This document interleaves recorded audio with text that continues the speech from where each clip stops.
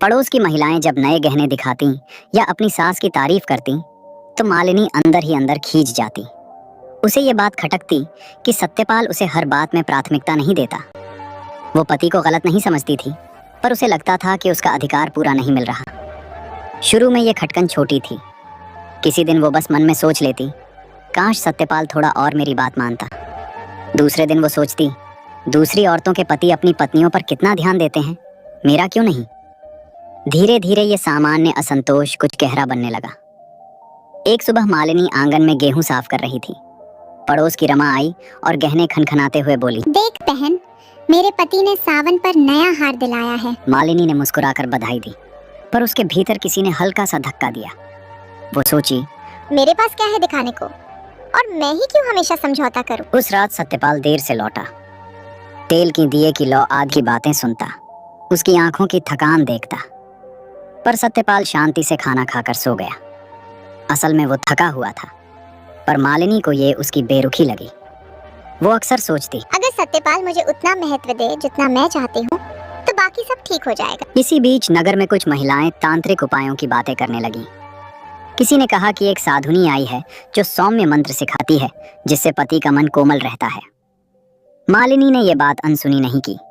वो खुद से बोली, अगर थोड़ा सा उपाय करने से पति का मन मेरे पास टिक जाए तो इसमें बुराई क्या है। एक शाम जब सत्यपाल दुकान से लौटा, उसने आराम से पानी पिया और फिर अपनी माँ के पैरों की मालिश करने लगा। मालिनी ये दृश्य देख रही थी। उसे लगा कि उसकी जगह घर में दूसरी है। उस रात वो देर तक छत पर बैठी रही। हवा में हल्की ठंड थी। उस क्षण वो सोचने लगी, कई काम बिना मेहनत के भी तो हो जाते हैं। अगर थोड़ी मदद कहीं से मिल जाए तो क्या गलत है। अगली सुबह मौका मिलते ही उसने रमा से पूछा, जिस साधुनी की तूने बात की थी वो कहाँ रहती है, मुझे उसका पता बता दे, ताकि मैं अपने पति को अपने हिसाब से चला सकूं और अपने जीवन में खुशियां भर सकूं। रमा ने थोड़ा झिझकते हुए कहा, लोग कहते हैं वह साधारण मंत्र नहीं देती, सोच समझकर बात करना। मालिनी ने हल्की मुस्कान दी और बोली, मैं बस इतना चाहती हूँ कि मेरा घर थोड़ा और मधुर हो जाए। लेकिन उसके मन का सच कुछ और था। वो चाहती थी कि सत्यपाल उसकी हर बात माने, मुस्कुराए तो उसी के कारण, निर्णय करे तो उसी के कहने पर।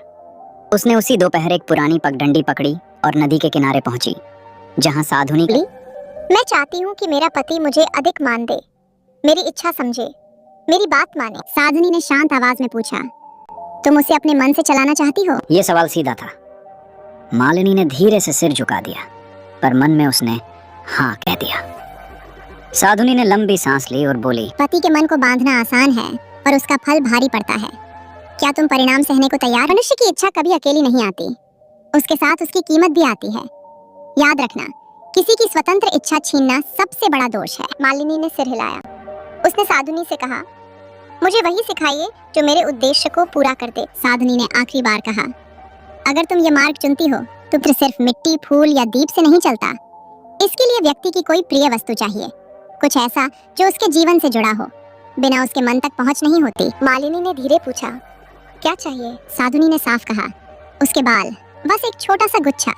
मालिनी एक क्षण को चौंकी और बोली, बाल, क्या ये सही है। साधुनी ने उत्तर दिया, सही या गलत मनुष्य तय करता है, मंत्र सिर्फ इतना करता है कि मन की डोरी खींच देता है।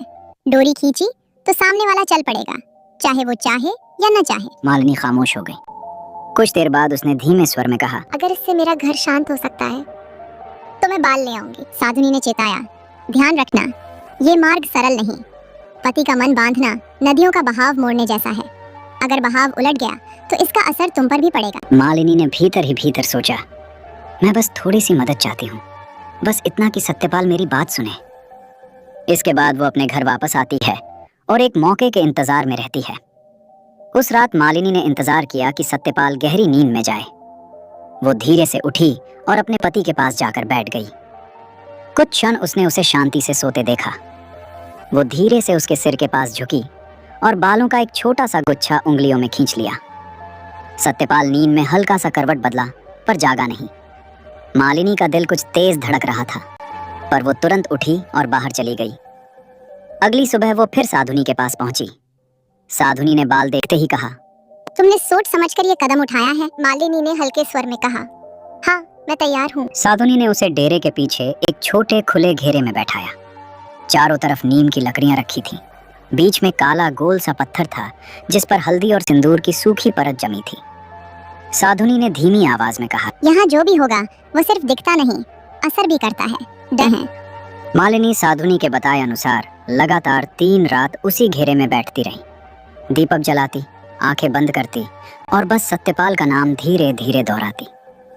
तीसरी रात के बाद साधुनी ने कहा, बस मंत्र चल पड़ा है, अब बदलाव धीरे धीरे तुम्हें खुद दिखेंगे। उस दिन सत्यपाल हमेशा की तरह दुकान जाने की जल्दी में था। जैसे ही उसने दरवाजे के पास जूते उठाए, मालिनी ने हल्की आवाज में कहा, जरा रुकिए। बिना सवाल किए रुका, बैठा और बोला, ठीक है, तुम कह रही हो तो खा लेता हूँ। मालिनी कुछ पल उसे देखती रह गई। वो अंदर से थोड़ा चौंकी, थोड़ा खुश भी हुई। उसने पूछा, आज दुकान देर से खोलोगे? सत्यपाल ने सहज भाव से कहा, अगर तुम कह रही हो तो देर से ही सही। एक चुप सी खुशी उसके भीतर फैलने लगी। वो सोचने लगी, तो मंत्र सच में काम कर रहा है। कुछ दिन बाद यह बदलाव और साफ दिखने लगा। एक शाम जब सत्यपाल काम से लौटा, वो थका हुआ लग रहा था। मालिनी ने कहा, आज बाजार मत जाओ, घर पर ही आराम करो। सत्यपाल ने बिना किसी तर्क के कहा, हाँ, मैं घर पर ही रहूंगा। पहले वो ऐसे समय बस मुस्कुरा देता, लेकिन अपनी जिम्मेदारी नहीं छोड़ता था। अब वो हर बात मान रहा था, जैसे उसकी इच्छा कहीं ना कहीं ढीली पड़ चुकी हो। मालिनी की सहेली रमा एक दिन मिलने आई। उसने ये बदलाव तुरंत पकड़ लिया और धीरे से बोली, मालिनी, सत्यपाल आजकल बहुत बदल गया है, कुछ अलग लग रहा है। मालिनी ने बात टालते हुए कहा, अरे बस थोड़ा घर का ध्यान रखने लगा है। पर सच ये था कि अंदर कहीं उसे ये बदलाव अच्छा भी लग रहा था और थोड़ा अजीब भी। अच्छा इसलिए कि अब घर उसकी इच्छा से चलता था। अजीब इसलिए कि सत्यपाल की आंखों में पहले जो चमक होती थी वो अब कम दिखती थी। कुछ ही हफ्तों में स्थिति ऐसी हो गई कि सत्यपाल हर बड़े छोटे काम से पहले मालिनी से पूछता। वो कहता, आज दुकान कितने बजे खोलूं? कौन सी चीज़ खरीदनी है? माँ को दवाई कब दिलानी है? मालिनी को ये सब अच्छा लग रहा था। उसे लगता था कि आखिर घर में उसकी बात का वजन बढ़ गया है। पड़ोस की स्त्रियां जब ये बदलाव देखती तो कुछ ईर्ष्या से भर जाती। किसी ने कहा, मालिनी, तुम्हारा पति तो अब पूरा तुम्हारी सुनता है। मालिनी हल्की मुस्कान के साथ जवाब देती, क्या करे, प्यार में ऐसा ही होता है। एक दिन सत्यपाल दुकान से लौटा तो उसकी चाल थोड़ी धीमी थी। उसने कहा, आज मन दुकान में नहीं लग रहा था, पता नहीं क्यों। मालिनी को जैसे क्षण भर के लिए किसी ने अंदर झकझोर दिया, पर उसने तुरंत खुद को संभाल कर कहा, कोई बात नहीं, अगर मन नहीं लगता तो मत जाओ दुकान पर, तुम आराम करो। सत्यपाल ने बस सिर हिलाया और बिना सोचे मान गया। ये वही सत्यपाल था जो पहले मेहनत को अपना धर्म मानता था। अब वो बिना वजह चीजें छोड़ देता था, क्योंकि उसकी अपनी इच्छा जैसे धुंधली हो गई थी। रात को माँ ने धीमी आवाज में मालिनी से पूछा, बहू, सत्यपाल आजकल कुछ कमजोर सा लग रहा है, तूने ध्यान दिया? मालिनी ने नरमी से कहा, हाँ माँ, मैं देख रही हूँ, शायद काम का बोझ होगा। पर माँ की आंखों में चिंता थी। फिर कुछ दिनों के बाद एक दिन सत्यपाल की माँ बीमार पड़ गई। सत्यपाल ने कहा, मुझे वैद्य के पास जाना चाहिए। मालिनी ने तुरंत कहा, अभी मत जाओ, पहले घर का काम पूरा कर लो फिर जाना। पहले सत्यपाल तर्क करता, माँ की तबीयत पहले है, काम बाद में। पर इस बार उसने बस कहा, ठीक है, जैसा तुम कहो।